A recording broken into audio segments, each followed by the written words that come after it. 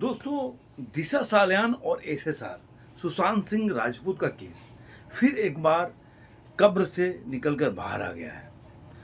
और मैं इस केस को काफ़ी दिनों से फॉलो कर रहा हूँ। अभी 2 दिन से बोल सकते हैं कि ये न्यूज़ में चलने लगा है। और कल रिपब्लिक जो नेटवर्क है उस पर अर्णव गोस्वामी का एक बोल सकते हैं कि उनके दिशा सालियान के पिताजी और वकील जो है उसके साथ उनका इंटरव्यू आया। उसके बाद ये मामला काफ़ी तूल पकड़ा, हर चैनल में धीरे धीरे आने लगा। लेकिन एक और यूट्यूब पे चैनल है, उस पे काफ़ी दिनों से वो इस न्यूज़ को फॉलो कर रहे थे। क्वाई नेटवर्क है, मैं नाम ले रहा हूँ उनका।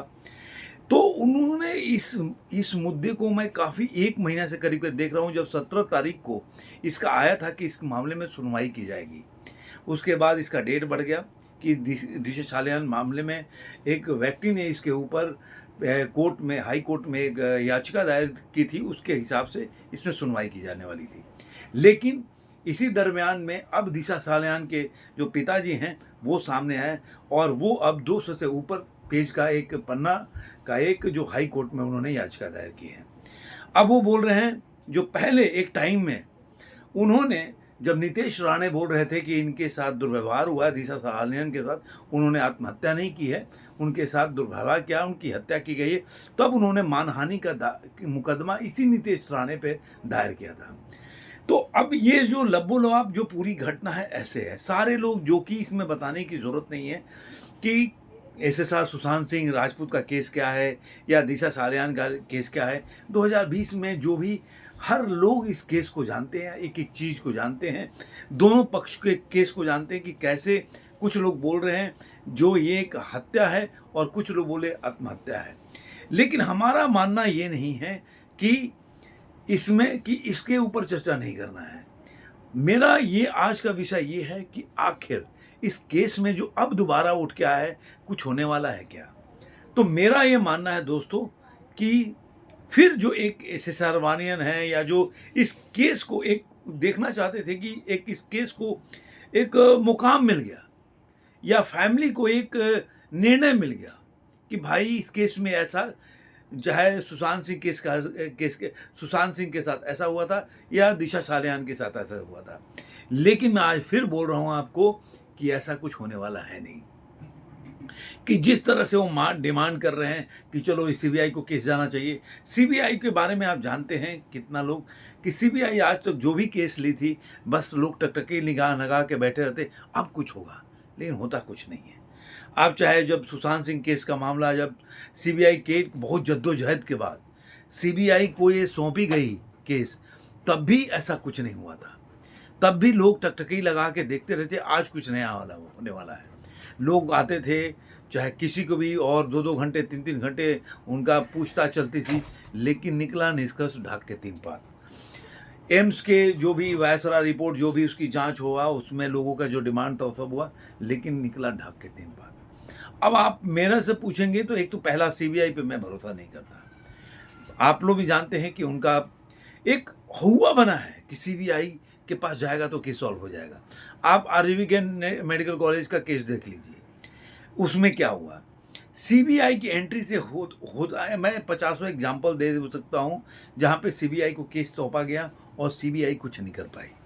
लेकिन फिर भी एक हुआ बनाया हुआ दिमाग में कि सीबीआई अगर इस केस को अपने हाथ में लेगी तो सॉल्व कर देगी, लेकिन ऐसा कुछ नहीं है। अब सवाल ये उठता है कि अगर मैं ये बोल रहा हूँ तो उसका मतलब क्या है। देखिए, जब कोई भी अधिकारी हो, अगर उसको ये दिमाग में हो कि मेरे को एक केस को सॉल्व करना है, तो कोई रोक नहीं सकता। आप देख लीजिए, अगर रिजल्ट देखना हो तो उत्तर प्रदेश में यही बीजेपी की सरकार है। मुख्तार अंसारी, अतीक अहमद, ठीक है, अतीक अहमद के साथ गलत हुआ, मतलब अलग गलत क्या, मतलब दूसरे तरीके से हो गया उनका, लेकिन एक निर्णय पर पहुंचाने का प्रयास किया गया। पुराने केस खोले गए, किस तरह से उसके ऊपर सुनवाई की गई और किस तरह से उस पर कार्रवाई हुई। लेकिन वो चीज़ मेरे को महाराष्ट्र में देखने को नहीं मिलता। आप यही केस उठा लीजिए, नागपुर में भी वहाँ पे जो हुआ, इंसिडेंट हुआ, उसके बाद क्या हुआ।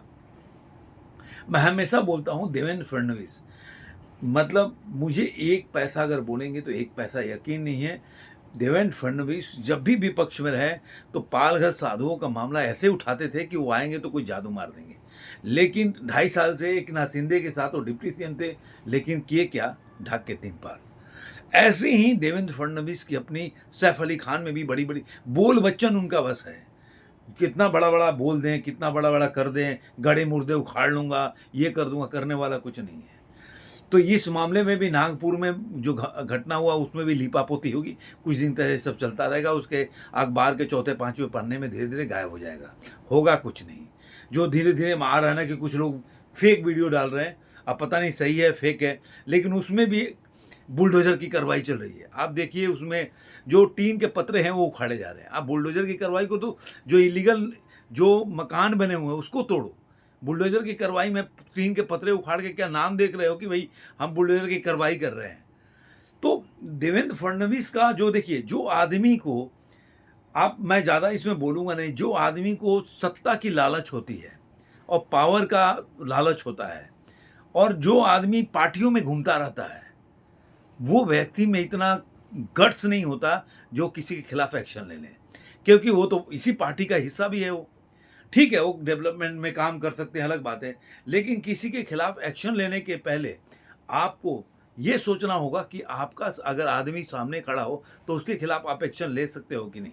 लेकिन देवेंद्र फडणवीस ऐसा नहीं कर पाएंगे, क्योंकि उनकी जो आप जानेंगे, आप सब लोग जानते हैं जो महाराष्ट्र में रहते हैं, कि एक उनका किस तरह का सर्कल है और किस तरह के सर्कल में मूव करते हैं, वो सब लोग जानते हैं। तो देवेंद्र फडणवीस से मुझे तो एक पैसा का उम्मीद नहीं है जो कुछ कर पाएंगे। सैफ अली खान में बड़ी बड़ी बातें बोले, हुआ क्या आप लोग के सामने है। एक हर व्यक्ति जानता है कि सैफ अली खान के केस में क्या सच्चाई है, एक एक आदमी से मुंबई में जाकर पूछिए बता देगा, लेकिन देवेंद्र फडणवीस को पता नहीं होगा। ऐसे ही नागपुर की घटना में आप देखिए, इस व्यक्ति महाराष्ट्र का सीएम है और उनकी इतनी इनसेंसिटिव बात कि अगर पुलिस के साथ अगर हमला नहीं हुआ तो क्षम्य था। मतलब जो आम पब्लिक के साथ उनके घर जलाए गए, उनकी गाड़ियां तोड़ी गई, वो क्षम्य है। जो व्यक्ति का मानसिक स्थिति ऐसा हो, एक सीएम ऐसा बोलता हो कि भाई अगर लोगों के साथ ऐसी घटनाएं घट जाती है तो क्षम्य हो सकता है, लेकिन पुलिस के साथ हुआ। मैं तो कह रहा हूं कि डीसीपी को गन किस लिए दिया गया हो। डीसीपी को अगर गन है और ऐसी स्थिति में उसका इस्तेमाल नहीं करता, तो मुझे नहीं लग रहा कि गन उसको किस लिए दिया गया है। तो लेकिन इसमें ये भी बोल सकता हूं कि सरकार, जो होम मिनिस्टर उनके पास है, अगर उन्होंने अपने पुलिस डिपार्टमेंट में इतना कॉन्फिडेंस नहीं पैदा किया कि भाई आपको किस तरह से एक्शन लेना है, तो ऑब्वियसली डीसीपी की उसमें गलती नहीं बोल सकते। कुल्हाड़ी से मार के कोई चला जाए और आप वहाँ पे बैठ के कुल्हाड़ी एक आम आदमी की तरह जो बैठा है उसको दिखाए कि देखो, कि जब आप रक्षक हो, आप ही दिखा रहे हो कि भाई देखो मेरे को चोट लग गया, तो आप किसी को सेव क्या करोगे। तो देवेंद्र फडणवीस की सरकार जो है, मेरे हिसाब से इस मामले में कुछ नहीं होने वाला। ये सब 2-4 दिन चलेगा, आप कोई भी इसमें क्या पॉलिटिक्स है, इसके पीछे की राजनीति क्यों है, कि उसको मुद्दे को आज लाया गया, वो एक अलग विषय हो सकता है। नागपुर के घटना में लिपापोती करना हो तो एक इधर केस चलेगा तो लोगों का ध्यान इधर बैठा रहेगा, और नागपुर का घटना लिपापोती, आज गड़े मुर्दे उखाड़ रहा हूँ, आज इनकी एफआईआर हो गया है, इनके ऊपर ये हो गया और होगा कुछ नहीं, इनका वहाँ से लिंक है, वहाँ उनकी भाषा सुनिए, हर बात का एक ही जवाब था, इस सुनियोजित थी। अरे भाई तो तुम कर क्या रहे हो। कोई बोले कि भाई विपक्षियों की साजिश थी, तो तुम कर क्या रहे हो। अगर आपके बस का नहीं है तो छोड़ दो ना गद्दी, दूसरे को दो जो कर सकता है। आप वही जो मोदी जी बोले थे देहाती औरत, तो वैसी देहाती औरत की तरह रोके तो कुछ होगा नहीं। तो मुझे लग रहा है कि देवेंद्र फडणवीस जब तक उनके पास होम मिनिस्टर रहेगी, सीएम हो गए, वो इस तरह के कड़े फैसले नहीं ले सकते। डेवलपमेंट कर सकते हैं, मैं हमेशा बोलता हूँ कि डेवलपमेंट में वो उनका कोई शानी नहीं, वो अच्छा काम करते हैं, इसमें कोई दो है। लेकिन जहाँ पे एडमिनिस्ट्रेशन का काम होता है, देवेंद्र फडणवीस एक काम नहीं कर पाएंगे, क्योंकि वो उसी सर्कल में घूमते हैं जिस सर्कल के ऊपर इनको कार्रवाई करनी है। तो ये है लीपापोती के। तो मेरे हिसाब से जो अभी चल रहा है कि अभी कि जो 15 दिन का उन्होंने समय मांगा है उनके पिताजी ने, कि 15 दिन में कुछ और एविडेंस दूंगा, ये तो देखिए केस में जाएंगे तो केस के हिसाब से देखिए, तो उन्होंने बोला कि छत से गिर गई, तो छत से जो अभी फोटो रिलीज किया उन्होंने, पहले तो क्वाई नेटवर्क में आया था, मैं पहले ही देखा था फोटोग्राफ्स को, तो उसमें वो था कि सर में कोई चोटी नहीं है। आप पूरा सर देखेंगे फोटोग्राफ में तो ऐसा वो उनका फेस नहीं लग रहा दिशा सालियान के, तो कहीं गिर गई थी। तो इसमें बहुत से झोल हैं, लेकिन झोल को ठीक करना हमारा काम नहीं है, ये एडमिनिस्ट्रेशन का काम है। अगर नीतीश राणे ये बोलते हैं कि भाई हमारे सरकार में भी कोई ऐसे लोग होंगे जो जो मतलब जिनकी वजह से ये मंजिल तक नहीं पहुंच पा रही है, तो अब क्या ही बोल सकता हूं मैं, क्योंकि वो भी उनको सबको पता है कि अगर सरकार चाहे तो कुछ भी कर सकती है। पालघर साधु का आज भी मुद्दा है। जैसे आपने वाड्रा को देखा ना, वाड्रा आज मोदी जी की सरकार भी आज 15 साल होने को जा रही है, लेकिन आज भी वाड्रा का केस वैसा ही है। एक बार वो पूछताछ के लिए जेल गया हुआ कि नहीं मुझे तो नहीं पता है, आप लोगों को पता हो तो बताइएगा। तो मेरा अंत में यही कहना है कि इस केस में कुछ नहीं होने वाला है। आप मान के चलिए कि आप दर्शक ऐसे ही देखते अब कुछ होगा, अब कुछ होगा, अब कुछ होगा। हमारा काम तो क्या है, फॉलो करना है, क्योंकि हम कंटेंट मिलता है, हम कंटेंट पे वीडियो बनाते हैं, तो हमारा काम वैसा ही है।